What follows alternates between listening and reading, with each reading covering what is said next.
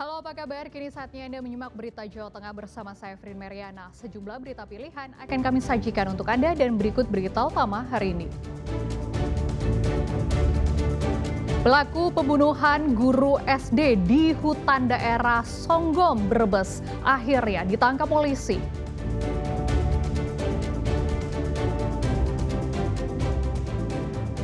Dua desa di Pati memanas, saling rebut jalan sepanjang 450 meter.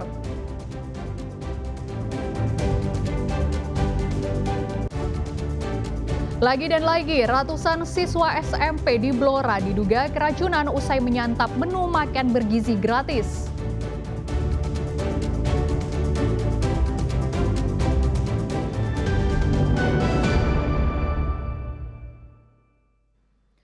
Pelaku pembunuh guru SD di hutan di daerah Songgom, Brebes ditangkap polisi. Motif pelaku adalah ingin menguasai mobil korban. Anggi Setiawan, pelaku pembunuhan terhadap seorang guru di Brebes, akhirnya ditangkap polisi. Anggi ditangkap tim gabungan dari Polda Jawa Tengah dari sebuah rumah kos di daerah Talang di Kabupaten Tegal. Motif pembunuhan adalah pelaku ingin menguasai kendaraan roda 4 milik korban. Peristiwa pembunuhan terhadap guru yang menyambi sebagai pengemudi taksi online ini terjadi pada Minggu 23 November lalu. Pelaku yang memesan di luar aplikasi meminta untuk diantar dari Tegal menuju Brebes. Di tengah perjalanan, korban diberi minum kopi yang sudah dicampur cairan agar tak sadarkan diri. Namun tak berhasil, korban akhirnya dibunuh dengan cara dibius dan dicekik. Setelah meninggalkan korban, pelaku lalu membuang jasad korban di hutan dan membawa kabur mobil untuk digadaikan. Selain itu, polisi juga menangkap 2 orang lainnya yang diduga terlibat menerima dan menggadaikan mobil hasil kejahatan tersebut. Adalah tersangka ini memesan jasa layanan korban melalui aplikasi, kemudian setelah sampai ke lokasi yang dituju, tersangka melakukan perjalanan lanjutan tetapi meminta secara offline kepada korban. Setelah itu terjadi kesepakatan untuk menuju lokasi yang baru, tetapi pada saat tawar-menawar harga, inilah kesempatan yang dilakukan oleh tersangka. Saya harap ini bisa terungkap sejelas-jelasnya. Tadi sempat disebutkan ada beberapa yang posisinya itu saksi, dan harapan saya itu segera jelas.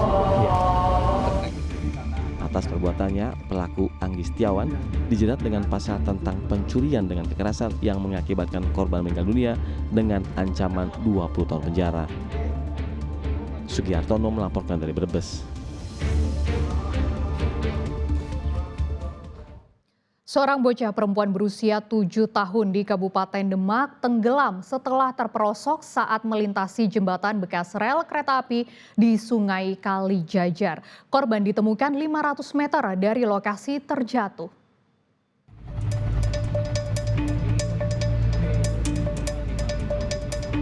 Perahu penyelamat tim SAR gabungan berjalan perlahan sambil melihat semak-semak di Sungai Kalijajar, Kampung Domonggalan, Kabupaten Demak, Rabu siang.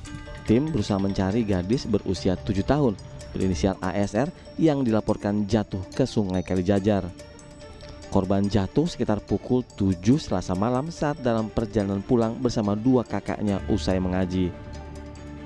Pulang dari ngaji, itu anak 3, kakaknya yang besar, kakaknya nomor 3, terus adiknya nomor 4 ini yang hilang, terus adiknya bareng. Itu naik sepeda ontel, Mbak Yuni sing gede pertama sepeda motor, tapi sepeda itu dituntun kesantung. Korban ini ku nuntun sepeda ontel nih. Iya, Mbak Yuni nuntun, adiknya nuntun. Oh. Mbak Yuni sing gede numpak motor madang. Kan peteng masih medek.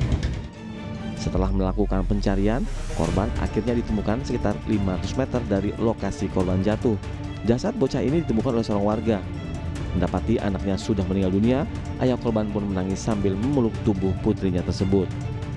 Kita pantau, alhamdulillah tadi ada masyarakat yang teriak melihat, kita langsung bergabung. Ya memang masyarakat sangat sangat membantu dalam hal ini, sangat membantu. Setelah berhasil dievakuasi, jenazah korban langsung dibawa ke rumah duka untuk segera dimakamkan.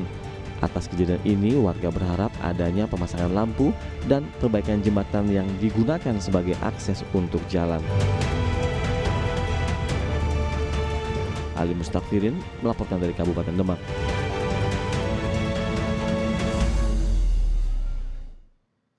Dua desa di Pati ribut masalah jalan. Kedua desa mengklaim memiliki hak atas jalan tersebut. Hingga kasus ini masuk ke persidangan dan memanas antar warga. Perebutan batas wilayah antar desa Tambaharjo dan Payang di Kecamatan Pati Kota terkait jalan sepanjang 450 meter membuat hubungan warga memanas. Kedua desa mengklaim memiliki hak atas jalan tersebut dan mendorong proses hukum di pengadilan. Jalan itu secara administrasi masuk Tambaharjo. Namun Desa Payang menyatakan jalan tersebut merupakan warisan nenek moyang yang telah mereka bangun dan rawat secara turun-temurun. Kasus sengketa ini pun berproses di Pengadilan Negeri Pati. Siang kemarin, petugas pengadilan bersama tim terkait melakukan pengukuran jalan dengan pengawalan ketat ratusan polisi. Situasi sempat memanas saat warga Tambaharjo meneriaki kepala desa Payang. Namun beruntung dapat dikendalikan sehingga kegiatan berlangsung aman. Desa Payang berharap memiliki hak atas jalan itu sehingga bisa melakukan pemeliharaan dan pembuatan talut. Sedang Desa Tambaharjo mengaku memiliki bukti administratif kuat dan meminta putusan objektif demi menjaga kerukunan warga. Punya tanah dilewati orang lain tidak izin gimana? Kira-kira gimana? Boleh nggak? Kan gitu. Tapi kalau seandainya Arif, welcome, boleh. Tapi jangan diminta. Masalahnya segoblok-gobloknya kepala desa, mas, sebodoh-bodohnya kepala desa itu pasti tahu peta wilayah. Dan ini peta wilayahnya masuk Tambaharjo. Lah bapak-bapak kalau kepengen paham, kepengen tahu, pasang peta wilayah di situ. Oke? Dan mudah-mudahan hasil nanti jangan sampai ada gejolak antara Payang dan Sang yang saya pikir itu warga, mas. Warga, mas, yang saya pikir itu nggak apa-apa. Gitu. Memang masuk wilayahnya, masuk wilayah Tambaharjo. Tapi untuk kepemilikan, karena yang merawat beratus-ratus tahun ya, sejak Indonesia belum merdeka sampai sekarang itu, dan dana dari Desa Payang semua. Kepemilikan dengan wilayah itu lain. Ya. Diinginkan saya hanya kepengen diberi hak untuk merawat jalan ini saja. Berarti menjadi desa Payang ya. Dan sesudahnya itu kami serahkan ke Pemda atau kabupaten. Itu saja. Diajukan ke PN. Pengadilan Negeri Pati menjadwalkan sidang kesimpulan digelar secara elektronik pada 15 Desember 2025. Perkembangan proses hukum terus dipantau untuk mencegah gejolak di masyarakat. Arif Nur melaporkan dari Pati. Struktur tanah perbukitan Desa Sampang, Kecamatan Sempor, Kebumen, porak-poranda akibat tanah bergerak yang dipicu intensitas hujan tinggi. Akses jalan menuju kota Kebumen pun terputus.